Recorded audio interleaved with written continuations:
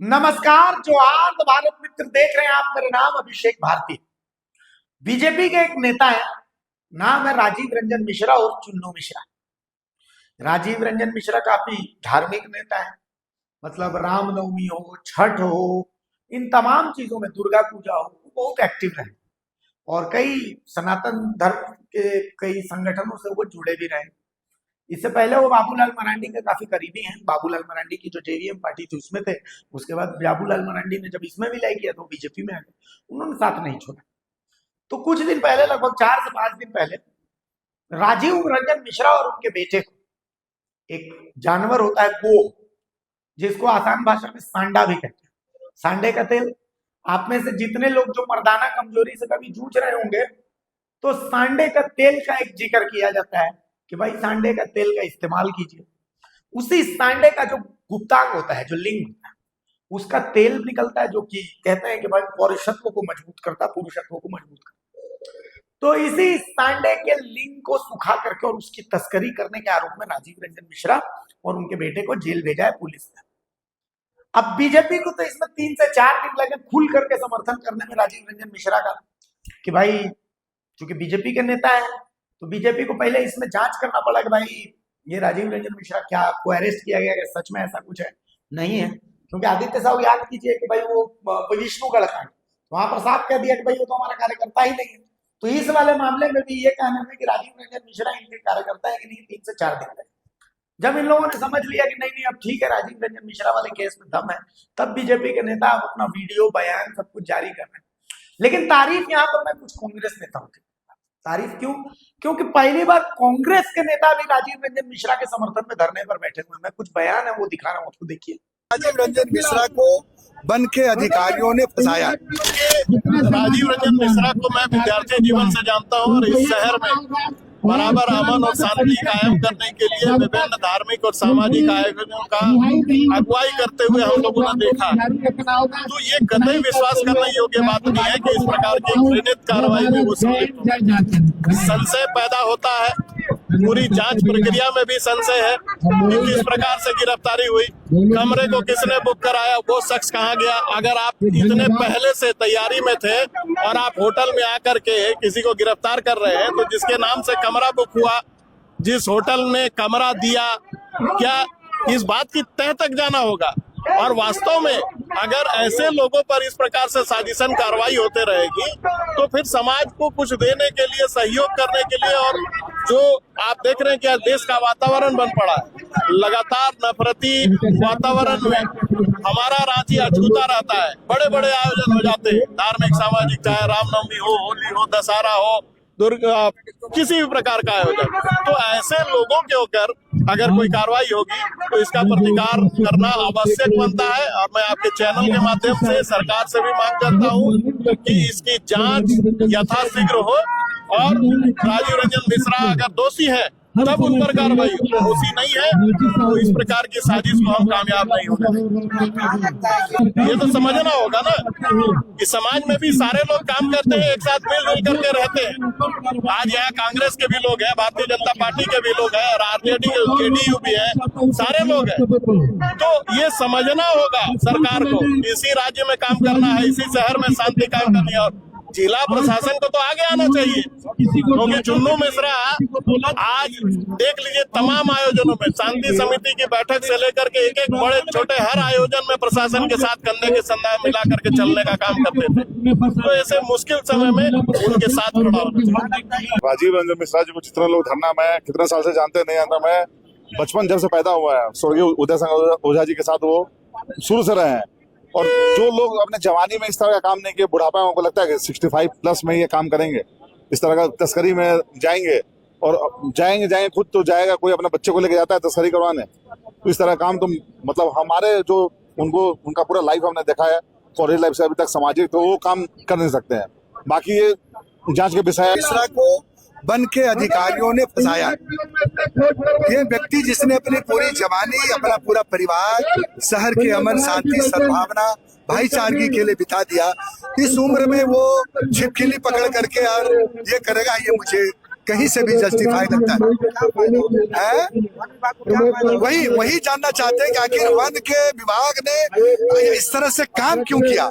या कोई गलतफहमी है, या कोई साजिश है, या उनके खिलाफ राजीव रंजन मिश्रा के पास कोई डॉक्यूमेंट्स है, कोई दस्तावेज है जिसके चलते उसको फंसा गया। वो आदमी ये काम कर ही नहीं सकता है।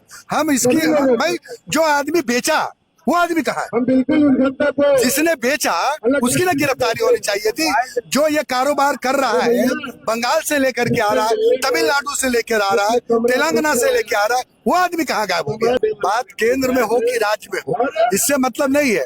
मतलब यह है कि राजीव रंजन मिश्रा, आलोक दुबे जैसा आदमी तस्करी कर सकता है, हथियार का सप्लाई कर सकता है, घर में बंदूक रख सकता है और दूसरे कुकर्म कर सकता है। ये जस्टिफाई नहीं हो सकता, ये माना नहीं जा सकता। और आप इसकी जांच करिए, आप इसकी जांच कर दीजिए ना, सीसीटीवी फुटेज निकाल दीजिए। वो जो आदमी जिसने बेच के गया उसको पकड़िए।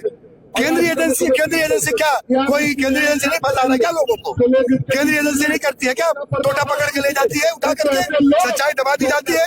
तो केंद्रीय एजेंसी दूध का धुला हुआ है। हम लोग नहीं जानते केंद्रीय एजेंसी को क्या कर रहा है। ईडी, सीबीआई और दूसरे संस्थान और फॉरेस्ट विभाग, ये लुटेरे लोग हैं। रणनीति है। ये लोग जो बैठे हैं यहाँ, इसने रांची शहर के संघर्ष का इनका इतिहास रहा है। इन्होंने अपनी जान की बाजी लगाकर शहर में राजनीति किया, समाज और धर्म को बचाया है। यहाँ के अमन शांति के लिए कई मुकदमे से हैं, 31 मुकदमे हमको हुए हैं। लेकिन हम जानते हैं कि ये काम नहीं कर सकता है। ये जरूर कहीं ना कहीं बड़ी साजिश है। इस साजिश का पर्दाफाश होना चाहिए। जिला प्रशासन को, सरकार से हम मांग करते हैं कि केंद्रीय एजेंसी बगैर अपनी इजाजत के यहाँ घुस कैसे जाता है। तो इसलिए ये आंदोलन होगा। और हमारा जो राजीव रंजन मिश्रा और उसका बेटा भी कारोबारी है, तस्कर का, ये कहीं से एडजस्टेबल नहीं है। फॉरेस्ट विभाग के अधिकारियों का घेराव होगा।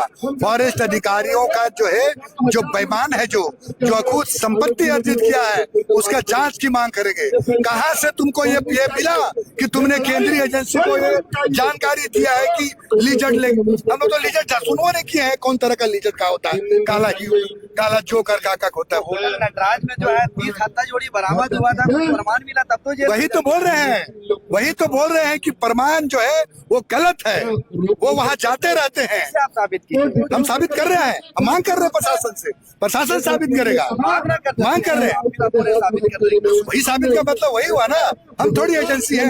साबित तो प्रशासन को करना है, सरकार को करना है कि निर्दोष आदमी नहीं फंसे। कानून में कहा गया है 1000 मुजरिम छूट जाए, कोई दिक्कत नहीं। लेकिन एक देखा आपने, ये राजीव रंजन है जो कि गौ सेवा आयोग के अध्यक्ष है, और आलोक दुबे है जो कांग्रेस के नेता है। तो ये लोग भी राजीव रंजन मिश्रा को जो है जेल भेजने का विरोध कर रहे हैं। उनको फंसाया गया, अधिकारियों ने उनको फंसाया। झारखंड के पत्रकारों को इससे बहुत कुछ सीखने की जरूरत है।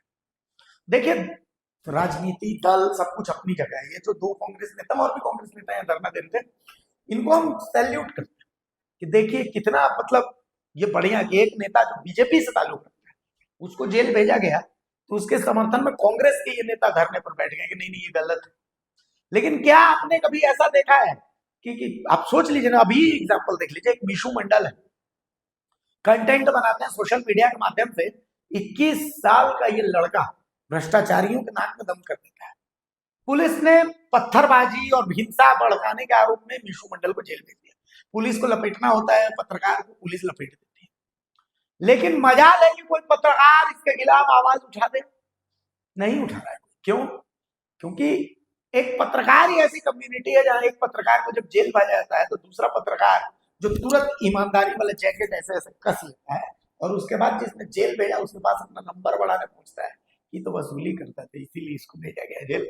हम आपके करीबी है, हम आपके पास है, हमारा नंबर बढ़ाइए।